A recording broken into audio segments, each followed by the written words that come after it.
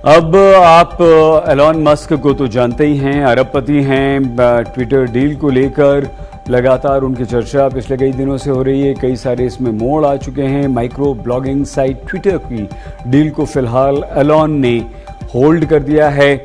इसके बाद wrapper Snoop Dogg ने इसे खरीदने की पेशकश कर दी।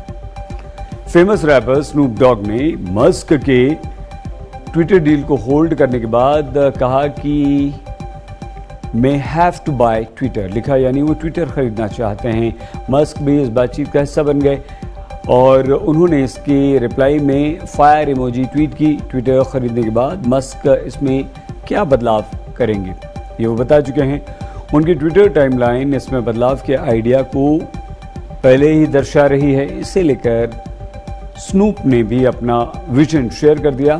ट्विटर के बॉस बनने पर रैपर कंपनी के लिए कई नए रूल्स को सेट करने पड़ेंगे, जिसमें बोर्ड ऑफ डायरेक्टर्स को रिप्लेस करने से लेकर सभी के अकाउंट्स को वेरीफाई करवाना भी शामिल होगा। इसके अलावा एरोप्लेन में फ्री इंटरनेट भी देना चाहते हैं, लेकिन एलॉन ने कहा कि ट्विटर की लीगल टीम की तरफ से उन्हें नोटिस जारी कर दिया गया। ये नोटिस उन्हें नॉन डिस्क्लोजर एग्रीमेंट के उल्लंघन के लिए भेज दिया गया। एलॉन ने बताया कि बोर्ड चेक करने के सैंपल साइज को पब्लिक में उन्होंने बता दिया था, इस कारण उन्हें नोटिस मिला। ट्विटर को टेस्ला के सीईओ एलॉन मस्क $44 बिलियन में खरीदना चाहते हैं। डील अभी पूरी नहीं हुई। उन्होंने कहा कि वो इसमें कुछ बदलाव करेंगे और एक बदलाव अमेरिका के पूर्व राष्ट्रपति ट्रंप के अकाउंट को रिस्टोर करना भी शामिल है।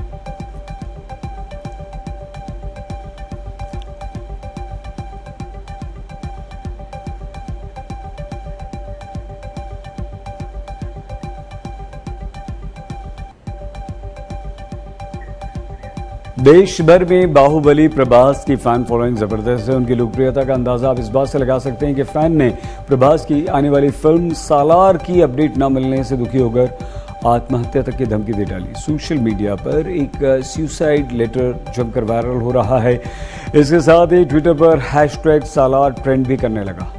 प्रभास के फैन ने धमकी दी कि अगर सालार को लेकर जल्द ही कोई अपडेट आपने नहीं दिया तो वो अपनी जान दे देगा। सुसाइड नोट में फैन ने लिखा, साहो राधेश्याम, प्रभास की पिछली फिल्मों के दौरान जो हुआ उससे हम आहत और निराश हैं। ऐसा सालार के साथ नहीं होना चाहिए।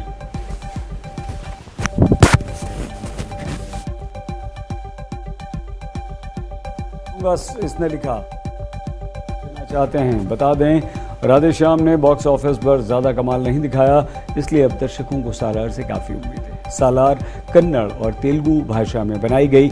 इसमें प्रभास के साथ पृथ्वीराज सुकुमारन, श्रुति हासन और जगपति बापू दिखाई देंगे। 200 करोड़ की बजट वाली ये फिल्म है, अगले साल रिलीज होगी। पहले फिल्म 2022 अप्रैल में रिलीज होने वाली थी, लेकिन अब इसमें बदलाव हुआ और इसी से नाराज होकर एक फैन ने इतनी बड़ी धमकी दे डाली।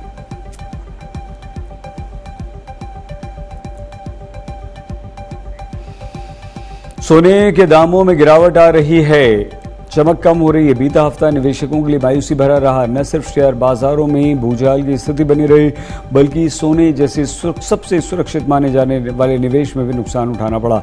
सोने के भाव में बीते एक हफ्ते में जबरदस्त गिरावट आई है। बीते पूरे हफ्ते में सोने के भाव में गिरावट देखी गई। सिर्फ एक दिन में यानी कि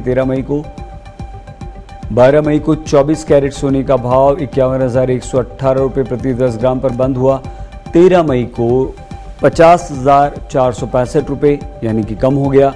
एक ही दिन में 653 रुपये भाव गिर गया। 9 मई से 13 मई के बीच सोने के बंद भाव को देखें तो हफ्ते भर में सोने के दामों में 1,014 रुपये की गिरावट आ चुकी है। जबकि अगर पिछले एक हफ्ते के हम कारोबारी दिन यानी कि 6 मई के भाव से इनकी तुलना करें तो गिरावट और ज्यादा हो गई। 6 मई को 24 कैरेट सोने का भाव था 51,692 रुपये प्रति 10 ग्राम। 13 मई के भाव से तुलना करने पर 1,227 रुपये की गिरावट आ चुकी। निवेशकों के लिए शेयर बाजार में बीता सप्ताह मायूसी भरा रहा। शुक्रवार को